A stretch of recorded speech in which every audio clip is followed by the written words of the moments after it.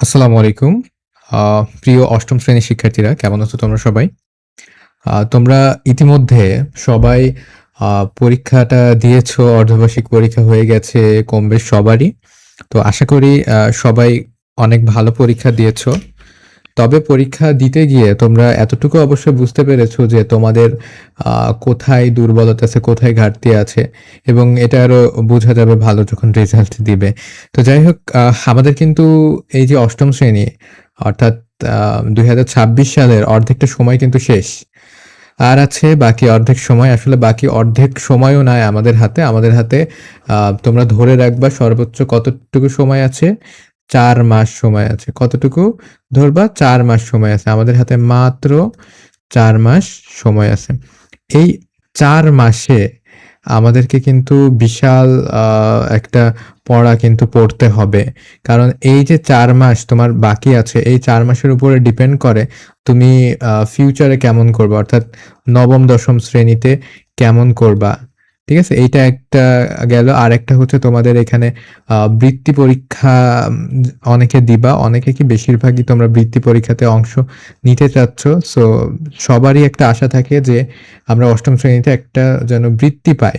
তো অষ্টম শ্রেণীতে তোমরা বৃত্তি পাওয়ার মাধ্যমে বৃত্তির যে টাকাটা এটা বড় ব্যাপার না। বড় ব্যাপার হচ্ছে তুমি যখন বৃত্তি পরীক্ষায় উত্তীর্ণ হয়ে অর্থাৎ বৃত্তি যখন পাচ্ছ, তখন কিন্তু এই যে একটা কনফিডেন্ট তোমার ভিতরে আসবে, এই কনফিডেন্টটা কিন্তু সারা জীবন তোমাকে কনফিডেন্ট রাখবে যেকোনো ক্ষেত্রে যেতে যে আমি অষ্টম শ্রেণীতে কি বৃত্তি পেয়েছি। ঠিক আছে? আর নবম, দশম শ্রেণীতে কিন্তু তোমাদের এই যে অষ্টম শ্রেণীর যে বেসিক সেগুলো কিন্তু নবম, দশম শ্রেণীতে লাগবে। বিশেষ করে হচ্ছে বিজ্ঞানের, গণিতের আর হচ্ছে বাংলা ব্যাকরণ আর হচ্ছে ইংরেজি। এইগুলার যত বেসিক আছে সকল বেসিক কিন্তু তোমার নবম দশম শ্রেণীতে গিয়ে কাজে লাগবে এবং সামনে গিয়ে ফিউচারে গিয়ে কাজে লাগবে। আর অষ্টম শ্রেণীটা বিশেষ করে এই যে অষ্টম শ্রেণীটা এটা কিন্তু তোমার হচ্ছে চাকুরিতে যে লেভেলের কোশ্চেন হয় তার অধিকাংশ টাইপই কিন্তু এই যে অষ্টম শ্রেণীর যে সিলেবাস বা অষ্টম শ্রেণীর যে টপিকগুলা এখান থেকে কিন্তু বেশিরভাগ কোশ্চেন হয় কিংবা এর বেসিকটা চাকরির যে বেসিকটা সেটা অষ্টম শ্রেণী থেকে কিন্তু নেওয়া হয়। তাহলে আমাদের কিন্তু অষ্টম শ্রেণীতেই সবচাইতে বেশি ভালো করার চেষ্টা করতে হবে, রাইট? তো তোমার হচ্ছে বিজ্ঞান, গণিত, বাংলা, ইংরেজি ছাড়াও বাংলাদেশ ও বিশ্ব পরিচয়, বাংলাদেশ ও বিশ্ব পরিচয় অর্থাৎ সমাজ যেটাকে বলো, তাই না? বিশ্ব পরিচয় এই যে বিষয়টা বাংলাদেশ ও বিশ্ব পরিচয়টা এই বিষয়টা কিন্তু যারা আর্টস নিবা ফিউচারে তাদের বেসিক হিসেবে কাজে লাগবে। আর এই বিজ্ঞানটা এটা কিন্তু সবার সিমিলারলি কিন্তু কাজে লাগবে। তো এখন তোমরা যদি অষ্টম শ্রেণীতে গিয়ে কোনোভাবে আম যদি একটু ফাঁকি দিয়ে ফেলো তাহলে তোমার কিন্তু এই যে বেসিক বা এই যে ভিত্তি, এই ভিত্তিটাই দুর্বল হয়ে যাবে। যদি এই ভিত্তিটা দুর্বল হয়ে যায় তাহলে তোমার আম তুমি কিন্তু ওর উপরে আর বিল্ডিং দাঁড় করাইতে পারবা না। বিল্ডিং দাঁড় করাইতে পারবা না মানে কি?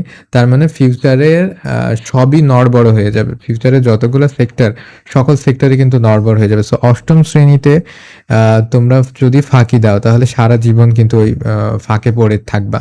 ঠিক আছে? তাহলে এই যে ৪ মাস আর আছে, আমরা অনেকে আছি যারা ৬ মাস আম ৬-৭ মাস এই যে ৬-৭ মাস চলে গেল। এই ৬-৭ মাসে খুব বেশি গুরুত্ব দেয় নাই। তো তাদের কিন্তু মানে প্রচুর জীবনে কপালে একটা দুঃখ আছে।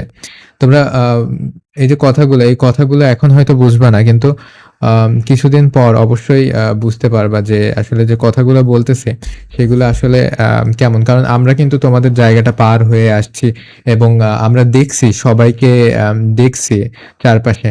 এখন সেই থেকেই আমি তোমাদেরকে এই দিক নির্দেশনাগুলা দিচ্ছি যে অষ্টম শ্রেণীতে কিন্তু অনেক বেশি গুরুত্বপূর্ণ। তোমরা প্লিজ এখন যতটুকু সময় আছে ৪ মাস যে সময় আছে এই ৪ মাসটাকে কাজে লাগাও। যদি কাজে না লাগাতে পারো তাহলে কিন্তু ফিউচারে গিয়ে আজকের আমার এই কথাটা মনে রাখবা, ফিউচারে গিয়ে মনে করবা। ঠিক আছে? তো তোমার হচ্ছে প্রথম কথা যে প্রস্তুতি শুরু করা সম্ভব কিনা? যে আমি তো তোমার হচ্ছে এখন আম এই যে ৬-৭ মাসে এখনো পর্যন্ত খুব একটা পড়ি নাই। তাহলে কি আমি পারবো? এটা একটা প্রশ্ন হতে পারে যে আমি পারবো কিনা? এখন তুমি পারবা কিনা সেটা ডিপেন্ড করে তোমার যে ইচ্ছাশক্তি সেটার উপরে। তো তোমার যদি আজকে ইচ্ছা হয় যে হ্যাঁ, আমাকে এখন করতে হবে, আমাকে এখন লাগতে হবে, উঠে পড়ে লাগতে হবে, তাহলে তুমি পারবা। অন্যথায় তুমি যদি মনে করো যে যেভাবে দিন চলে যাচ্ছে এভাবে চলে যাবে তাহলে আ আর সেটা সম্ভব না। অথবা মনে করছো যে আজকে আমি বিশাল পড়বো, আজ থেকে আমি শুরু করব। তাহলে ফিউচারে গিয়ে কিন্তু টিকে থাকা যাবে না। ঠিক আছে? সো এখন থেকে তোমরা অ পুরোপুরি পুরো দমে চেষ্টা করবা যে আমাকে আর যে ৪ টা মাস আছে এই ৪ টা মাস আমার বেস্টটা দিতে হবে। ঠিক আছে? এইটা আমাকে চেষ্টা করতে হবে। এখন থেকে চেষ্টা করতে হবে। মাত্র ৪ টা মাস আছে। আমি ৬ টা মাস যাই করছি এটা কোনো ব্যাপার না। কিন্তু সামনে যে ৪ টা মাস আছে, ৪ টা মাসে আমাকে সবকিছু ধুমায়ে একেবারে পড়তে হবে। তাহলে ৪ মাসে সম্ভব কিনা? হ্যাঁ, ৪ মাসে কিন্তু সম্ভব। তোমাদের ৮ম শ্রেণীর যে সিলেবাস, এই সিলেবাসটা কিন্তু আসলে খুব কম। তোমরা যখন ৯ম-১০ম শ্রেণীতে উঠবা তখন আ যেয়ে বুঝতে পারবা যে ৮ম শ্রেণীতে আসলে কিছুই ছিল না। ঠিক আছে? তোমরা যখন সামনে উঠবা তখন মনে হবে যে ৮ম শ্রেণীতে কি ছিল? ওখানে তো কিছুই ছিল না। আমরা এত প্যারা কেমনে নিছি? ঠিক আছে? সো অর্থাৎ কি বলছি যে ৯ম-১০ম শ্রেণীতে আরো বেশি পড়া পাবা। তার উপরে একাদশ, দ্বাদশ শ্রেণীতে আরো বেশি পড়া পাবা। ঠিক আছে? তারপরে যখন অনার্স আ লাইফে যাবা, তখন দেখবা যে আরো বেশি পড়া। তো পড়াটা কিন্তু তোমার ক্রমান্বয়ে বাড়তেই থাকবে। তো ৮ম শ্রেণীর এই যে পড়াটা এটা মাত্র ২ মাসে শেষ করা সম্ভব। কত মাসে? ২ মাসে। সেখানে আমাদের ৪ মাস সময় আছে পুরো সিলেবাসটা শেষ করার জন্য। তাহলে পুরো সিলেবাসটা শেষ করার জন্য আমরা ২ মাসের জায়গায় ৪ মাসে কি শেষ করতে পারবো না? অবশ্যই আমরা শেষ করতে পারবো। তার জন্য কি করতে হবে? আমাদের প্রত্যেকটা বইয়ের প্রত্যেকটা অধ্যায়ের বেসিক কনসেপ্ট গুলা একেবারে বুঝে ক্লিয়ার করে নিতে হবে আমাদের। ঠিক আছে? এটা হচ্ছে ১ম আ শর্ত। আমাদের যে মূল বইটা আছে, মেইন বইটা আছে, টেক্সট বুক। ওই টেক্সট বইয়ের প্রত্যেকটা অধ্যায় আমাদেরকে কিন্তু ভালোভাবে জানতে হবে। প্রত্যেকটা অধ্যায়ের প্রত্যেকটা কনসেপ্ট আমাদেরকে বুঝতে হবে। ওইখানে যেকোনো একটা অধ্যায়, যেকোনো একটা ওয়ার্ড যদি আমাদের বুঝতে সমস্যা হয়, তাহলে বুঝবো যে ওই অধ্যায়টায় আমার সমস্যা আছে। একটা ওয়ার্ডে যদি সমস্যা থাকে, তাহলে বুঝতে হবে যে আমার ওই অধ্যায়টাতে সমস্যা আছে। সো এমনভাবে পড়তে হবে যেন কোনো অধ্যায়ের একটা শব্দ বুঝতেও যেন আমাদের বাকি না থাকে। এভাবে পড়তে হবে। ঠিক আছে? তো আমরা মেইন বইতে ফোকাস করে প্রথমত এভাবে তোমাদেরকে পড়াবো, বোঝাবো। ঠিক আছে? তোমার নিয়মিত একটা রুটিন থাকতে হবে। যে আমি কোন দিন কি পড়বো এবং কতটুকু পড়বো।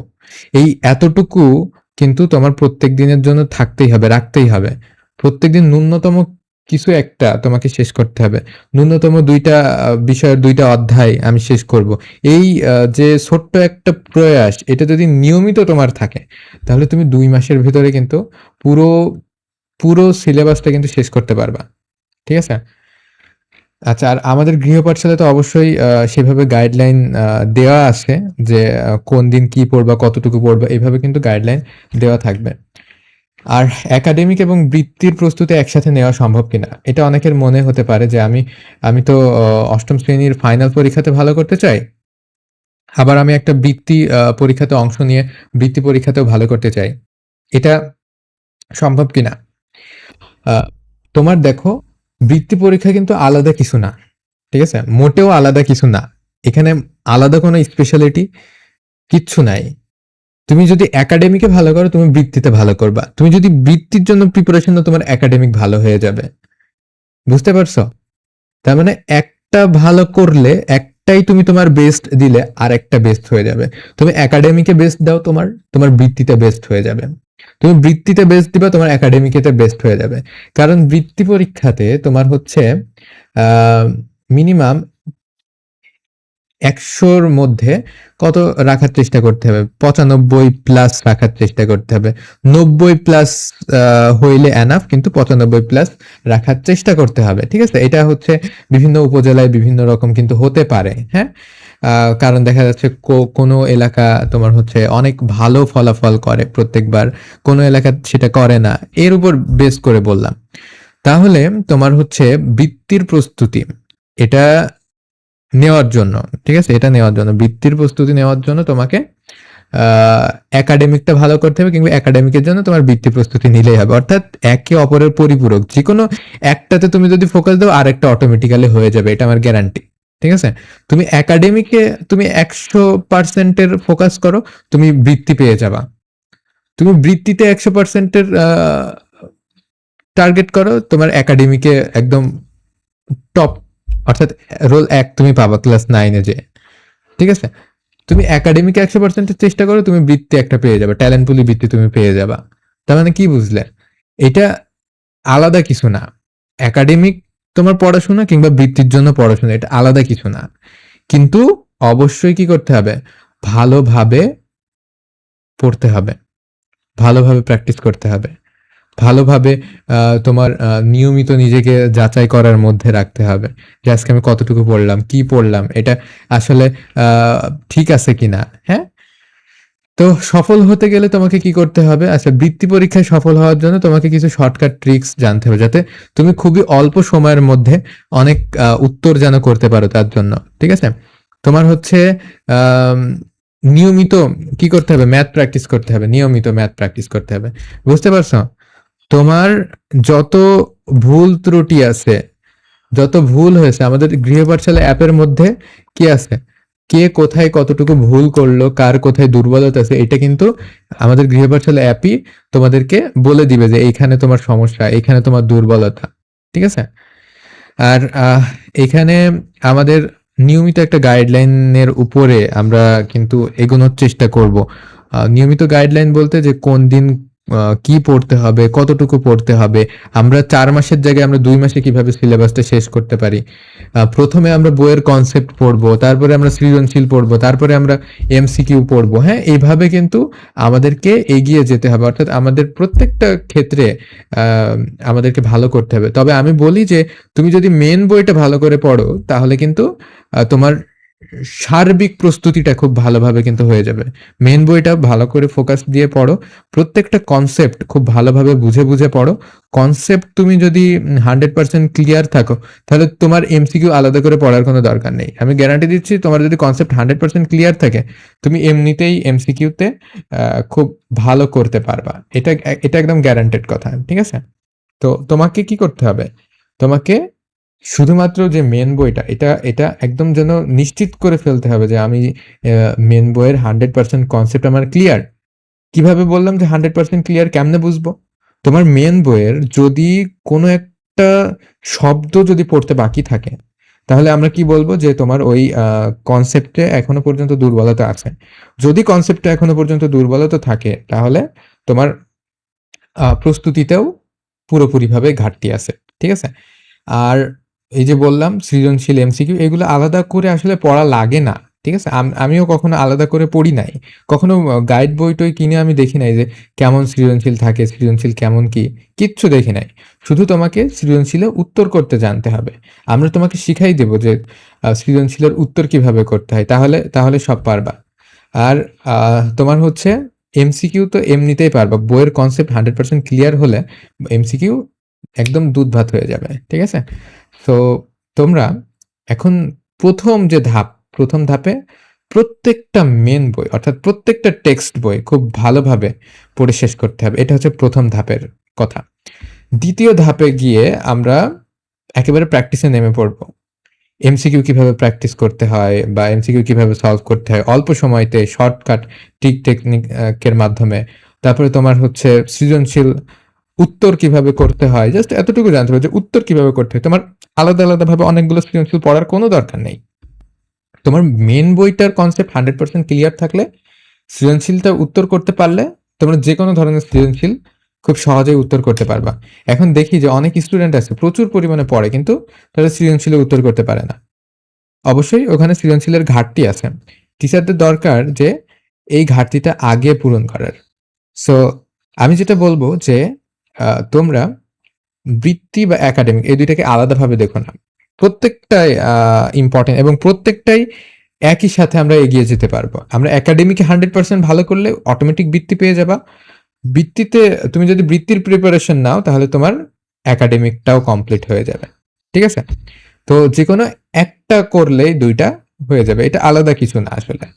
সো থ্যাংক ইউ এই ছোট্ট একটা গাইডলাইনের জন্য। আম তোমার হচ্ছে আমরা এই সম্পূর্ণ ভিডিও লেকচারটা তোমাদেরকে দিলাম এবং আ ফিউচার আমরা চেষ্টা করব যে বৃত্তি পরীক্ষাতে কেমন প্রশ্ন আসে সেটা দেখার এবং গত বছরগুলাতে বৃত্তি পরীক্ষাতে কি রকম প্রশ্ন আসছে।